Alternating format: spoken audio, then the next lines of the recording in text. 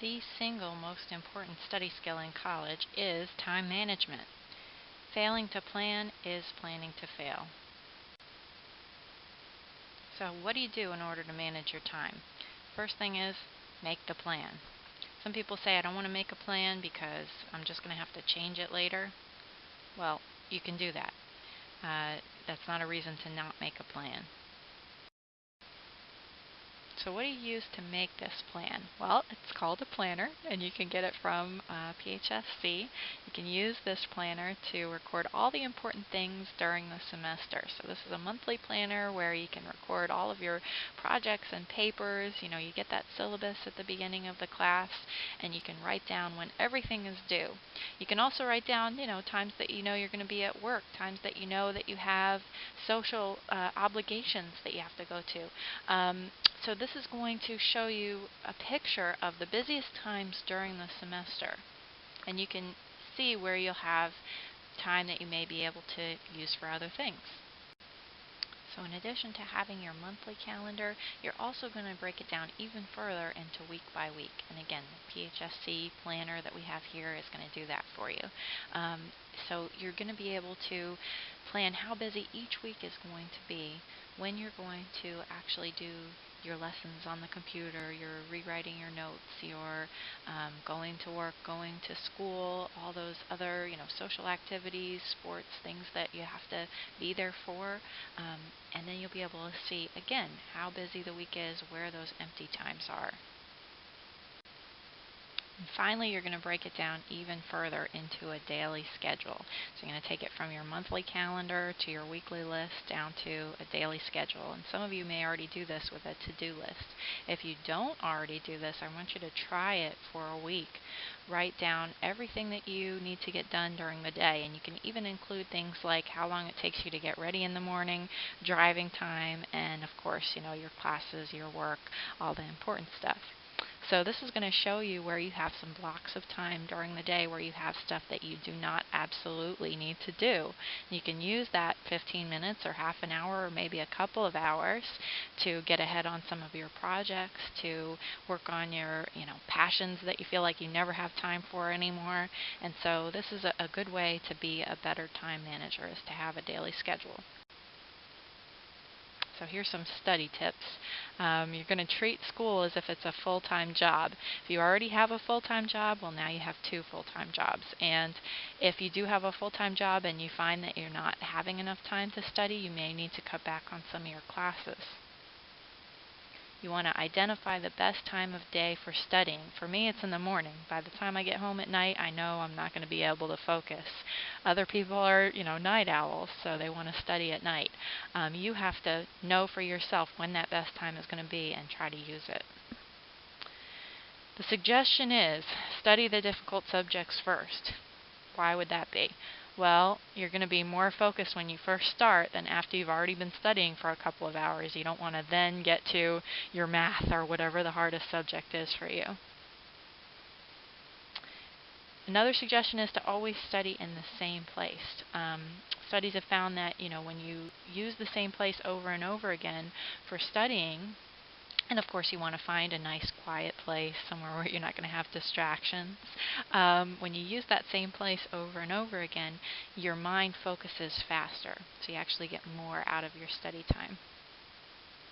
And of course we have resources here on campus. You can come to the library. That's a nice quiet place. You can come to the Teaching Learning Center, and we even have tutors here that can help you if you get stuck.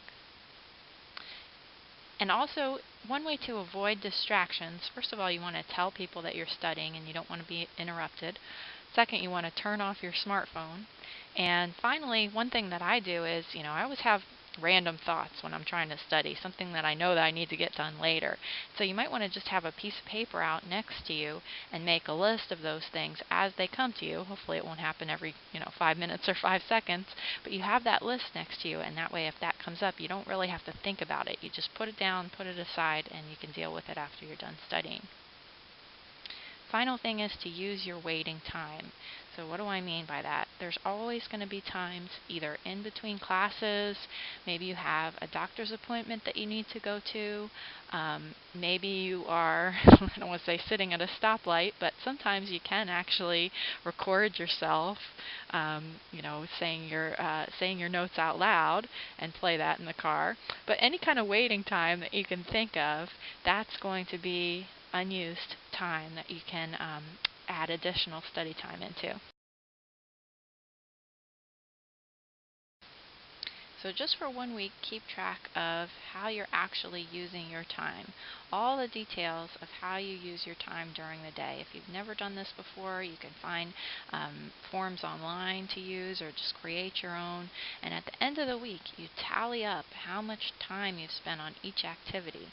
Maybe you find out that you're spending a lot of time watching TV, a lot of time on social media. So all of those minutes throughout the day, you're going to tally up. And, of course you need time to relax too, but if you find out that you're spending, 20 hours a week, 40 hours a week on this stuff, then you've got a whole lot of extra time that you could use for studying, for your passions, for things that are really going to improve your life. So I like this idea of budgeting your time. You can never get your time back once you use it, right? So think about that. If you use that hour on social media, on TV, on something that you may consider really a waste of time overall, you can never get that time back. If you do have spare time, you want to use that towards your passions, towards working toward your goals. Again, of course, it's important to have, relationships, hang out with your friends, all that stuff too. That should be on your schedule. But where you see those gaps, that's where you really want to use it for studying, for passions, for things that are going to improve your life. Have your goals and assignments written down. That's the most important thing to take away. You want to break those goals into smaller steps. Go from your monthly calendar to your weekly calendar to your daily to-do list. So here's something that's from Stephen Covey's book, 7 Habits of Highly Effective People. It's a great way to sort of prioritize your activities. If you have no idea, you have all these things you need to do, and you're having trouble deciding what's important, or you're just thinking, well, I'll just do the thing that's due first. Well, of course, it's important to get that done first, but once you get that done, what's next? So if you look at this, it's got 4 quadrants. Of course, you're going to do the most urgent, most important things first. And you're going to do the least urgent and least important things last, right? But people usually get the next 2 in the wrong order. Think about which would you do next? The important but not urgent, or the urgent but not important? Most people say, well, I got to get the urgent stuff done first, right? But it's actually the other way around. If it's urgent but not important, if it's not important, why are you doing it? So think about, you want to get the stuff that's not urgent, like getting ahead on that paper, doing your exercise, things like that, that you don't have to do immediately, but it's still going to be very important in your life. So here's kind of how that breaks down.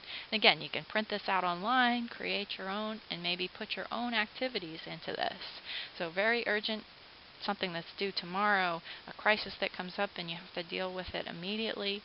And then we've got our next category, preventing things from happening that are going to be a problem tomorrow, building relationships. Use this time to actually write down stuff in your planner, right? Plan for tomorrow. Things that are not important, right? Interruptions, new email, new message coming in. Usually that's something that it seems like it's urgent, but it's really not that important. You could skip over it and do one of those other things that's more important. And then finally, here's where you have your wasted time down in quadrant 4 there. So what are the solutions? You can follow these 4 quadrants to help prioritize your activities. You can make up fake deadlines for your assignments. This is going to help you move stuff up in your priority list so that, if you have a paper that's due, in 2 months, you pretend it's due in 1 month, and that might help you get it done a little bit sooner. Think about why you're actually doing this, right? If it's just some random homework assignment, the ultimate goal isn't so clear. But remind yourself of why you're doing this in the first place. And if you can't come up with a reason, then you probably don't need to be doing it. And when you actually get that studying done, when you check off everything on your to-do list, or 80% of what's on your to-do list, give yourself a reward. Spend that time watching TV or hanging out with your friends or something at the end of the day or at the end of the week, where you give yourself a reward when you complete those tasks.